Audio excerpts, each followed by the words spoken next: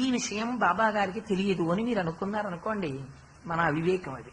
ఒక ఆవిడ బయట నా దగ్గర మంత్రోపదేశం పొందడం కోసమని ఆహారం మానేసి హఠం చేసి 3 రోజుల నుంచి కూర్చుంటోందన్న విషయం బాబా గారికి తెలుసు. అలా తెలియకపోతే వారు సర్వజ్ఞులు ఎలా అవుతారు? వారిని మీరు గురువుగా అంతమంది ఆయన చుట్టూ ఎందుకు చేరి ఉన్నట్టు?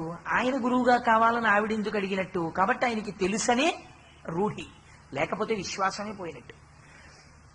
వారు జోక్యం చేసుకోలేదు.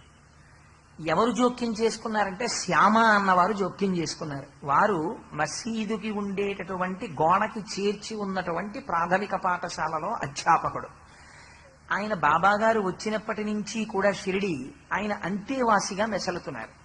అందుచేత వారికి కొంచెం స్వతంత్రం ఉంది బాబాగారి దగ్గర మాట్లాడడానికి. అందుకని వారన్నారు, బాబా మీ దగ్గర మంత్రోపదేశం పొందాలని ఈ వృద్ధురాలు ఎంతగానో వ్యగ్రత పొంది ఉంది. మీరు మంత్రోపదేశం చెయ్యకపోతే